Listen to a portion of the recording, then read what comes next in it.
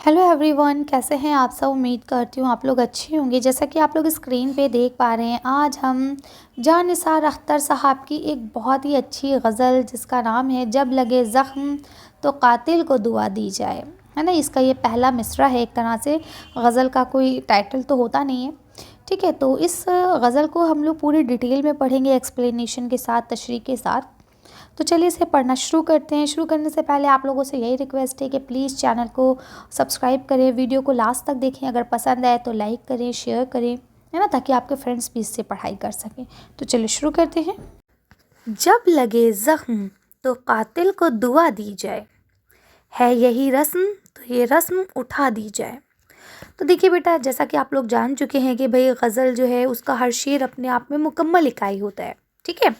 तो अब देखिए यहाँ पे जो पहले शेर में बात हो रही है वो यही कहना चाह रहे हैं कि अगर आपको ज़ख्म लगे, देखिए शायरी में ज़ख्म देना किसका काम है? महबूब का काम है ना। महबूब क्या करेगा? ज़ख्म देगा, हद से गुजर जाएगा तो आपको कत्ल भी कर देगा, ठीक है। लेकिन आपके मुंह से, अगर आप सच्चे आशिक हैं तो आपके मुंह से आह तक नहीं आनी चाहिए, ठीक है। तो वही यहाँ पे कहते हैं कि भाई उर्दू शायरी में ये रस्म थी कि कातिल जो है वो आपको ना ज़ख्म दे, यहाँ तक कत्ल भी कर दे, लेकिन तब भी आप उसको क्या है, दुआ ही देंगे, आप उसकी तारीफ़ ही करेंगे सिर्फ, है ना। तो कहते हैं कि अब इस रवायत को क्या करना है, आपको बदल देना है, ठीक है। यानी जिस तरह से वक्त आगे बढ़ रहा है, आपको भी अपनी चीज़ों को क्या करना है, चेंज करना है, ठीक है। तो कहते हैं पहले क्या होता था कि जो हमारा आशिक है, महबूब है जो हमारा, वो हमें चाहे कितना ही परेशान करे, हम उसके ख़िलाफ़ नहीं जाएंगे, हम हमेशा उसके लिए अच्छे ही अल्फाज इस्तेमाल करेंगे। लेकिन अब हमें ऐसा नहीं करना है, ठीक है। ये रस्म को क्या कर देना है, हटा देना है, इस रस्म को ख़त्म कर देना है, ठीक है। यहाँ तक क्लियर है। चलिए नेक्स्ट पे आते हैं। दिल का वो हाल हुआ है गमे दौरा के तले, जैसे एक लाश चट्टानों में दबा दी जाए, ठीक है। यानी अब हमारे दिल का हाल क्या हो गया, बहुत बुरा हो गया है गमे दौरा की वजह से, है ना। गमे दौरा, ये जो दौर है, ये जो ज़माना है, इसका जो गम है ना, सुबह शाम का जो गम है हमें, उसकी वजह से हमारा दिल जो है वो बिल्कुल मुर्दा हो गया है। इस तरह से मुर्दा हुआ है जैसे एक लाश को चट्टानों में दबा दिया जाए। देखिए, अगर आप किसी लाश को चट्टानों में दबाते हैं ना, तो उसके पास ना मतलब हम कह सकते हैं इतनी भी जान नहीं बचती कि वो तड़पे, वो ऑन द स्पॉट डेथ हो जाती है उसकी, ठीक है। और वो वैसे भी क्या है, लाश ही तो है, ठीक है। तो कहते जैसे एक लाश को चट्टानों के बीच में दबा दिया जाए, सेम मेरा वही हाल हो गया है, ठीक है। आगे देखिए क्या लिखा है, हमने इंसानों के दुख दर्द का हल ढूंढ लिया है, क्या बुरा है जो ये अफ़वाह उड़ा दी जाए। देखिए, हर इंसान अपनी ज़िंदगी में किसी ना किसी चीज़ को लेके परेशान है। हो सकता है आपको लग रहा हो मैम तो बड़ी मज़े में है ना। क्यों बेटा? देखिए, जब हम स्टूडेंट होते हैं तो हमें अपने एग्ज़ाम्स की टेंशन होती है, हमें और ट्वेल्थ में, टेंथ में बहुत हाईएस्ट मार्क्स स्कोर करना है, इस सब चीज़ों की टेंशन होती है। जब हम बड़े हो जाते हैं, हम कॉलेज में पहुँचते हैं, तो हमें लगता है कि हमें अपनी डिग्री अचीव करना है, ठीक है। जब हम डिग्री अचीव कर लेते हैं, फिर हमें लगता है कि अब अच्छी सी जॉब होनी चाहिए, ठीक है। अब जॉब भी मिल गई तो लगता है लाइफ में सेटल होना चाहिए, है ना।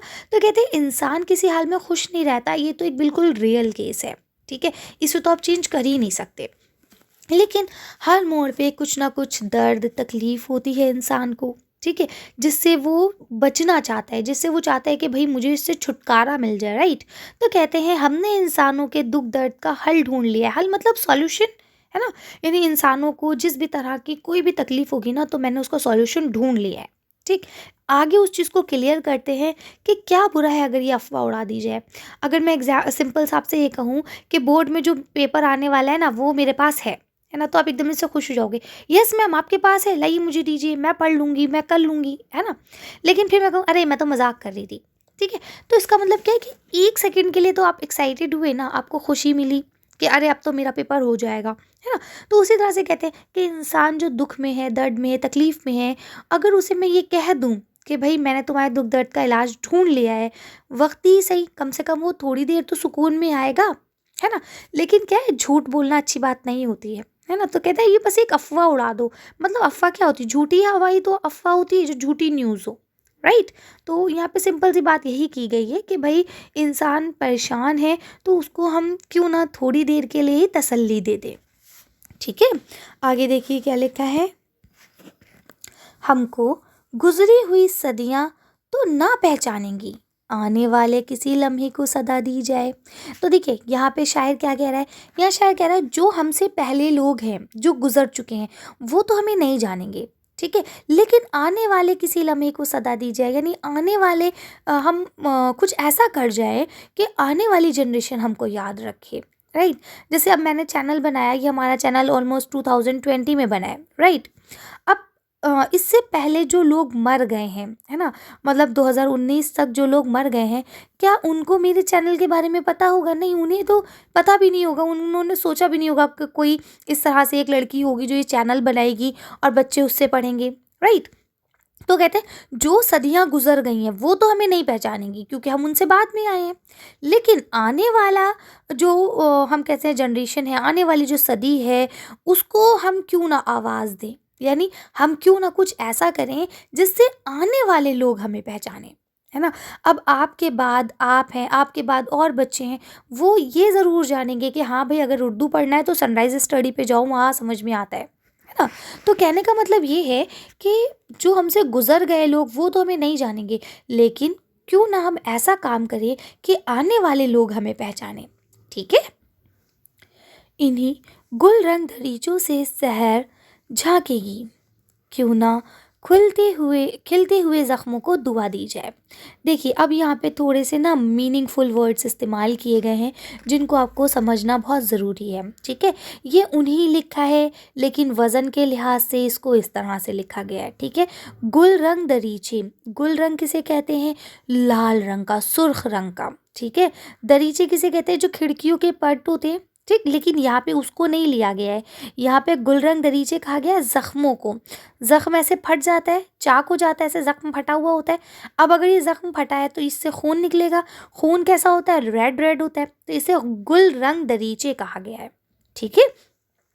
अब क्या है, इनसे सहर झांकेगी। सहर उर्दू शायरी में अच्छाई के लिए, खुशी के लिए इस्तेमाल किया जाता है। अंधेरा, रात, तारीकी, ये सब गम के लिए इस्तेमाल किए जाते हैं, और सहर, नई सुबह, नई उम्मीद, इन सब के लिए इस्तेमाल किया जाता है ना।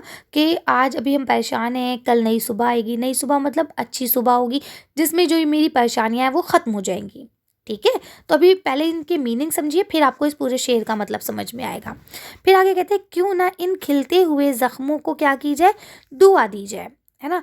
अब देखिए ये यहाँ समझ में आया ज़ख्मों, इसी वजह से ये गुलरंग दरीचे कहा गया है उसे, ठीक है।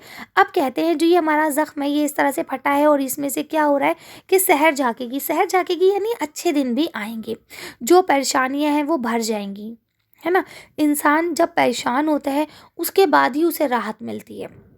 तो कहते हैं अब ये जो दर्द हो रहा है, जो हमें बर्दाश्त करना पड़ रहा है, उसको हमें बद्दुआ नहीं देनी है, उसके लिए रोना नहीं है, क्या करना है? उसको दुआ देनी है कि जब ये ज़ख्म भरेगा। वैसे भी ये कहा जाता है ना कि अगर इंसान के ऊपर कोई मुसीबत आती है, कोई परेशानी आती है, तो कहीं ना कहीं अल्लाह पाक या तो उसको आजमा रहा है, उसकी आजमाइश चल रही है ना, या फिर क्या होता है कि उसके गुनाह कम होते हैं, है ना। तो वही बात कह रहे हैं कि ये जो परेशानियां हैं ये ख़त्म हो जाएंगी, ये जो तकलीफ़ें हैं ये क्या हो जाएंगी? सही हो जाएंगी, ठीक है। तो इन ज़ख्मों को बद्दुआ नहीं देनी है, क्या देना है? दुआ देना है, ठीक। अभी जो आखिरी शेर है ये ताली का शेर है। ताली किसे कहते हैं? जिसमें शायर अपनी तारीफ खुद करता है, ठीक है। हमसे पूछो कि गज़ल क्या है, गज़ल का फ़न क्या है, चंद लफ्ज़ों में कोई आग छुपा दी जाए, ठीक है। यहाँ इन्होंने क्या करा है? गज़ल की तारीफ़ की है, ठीक। क्या मतलब कि गज़ल क्या है, गज़ल का फ़न क्या है? जब आप ये पूछते हैं तो हम आपको बता देते हैं, गज़ल या गज़ल का फ़न सिर्फ़ उसको कहा जाता है जिसमें कुछ अल्फाजों में पूरी पूरी बातें छुपा दी जाती हैं, है ना। यानी अगर आप उसे समझ के पढ़ते हैं, उसके पीछे के मायनों को समझते हैं कि वो क्या माने दे रहा है, तब आपके मुंह से बेसाख्ता वाह निकल जाता है ना। आपको लगता है अरे वाह, यही बात तो मैं सोच रहा था या सोच रही थी, लेकिन यहाँ तो इसने बोल दी, है ना। तो कहने का मतलब ये कि जब तक आप उस चीज़ को समझेंगे नहीं, आप नहीं कर पाएंगे। तो समझने के लिए आपको क्या करना है? अल्फाज मायने याद करने हैं, है ना। तो ये सारी चीज़ें आपको अच्छे से करनी है, और जो आपका शायर होता है वो किस बैकग्राउंड से, जिस ज़माने में उसने लिखा है तो वो ज़माना कैसा था, ये सारी चीज़ें आपको पता होना बहुत ज़रूरी होते हैं। तो ये गज़ल किसकी थी? जानिसार अख्तर की।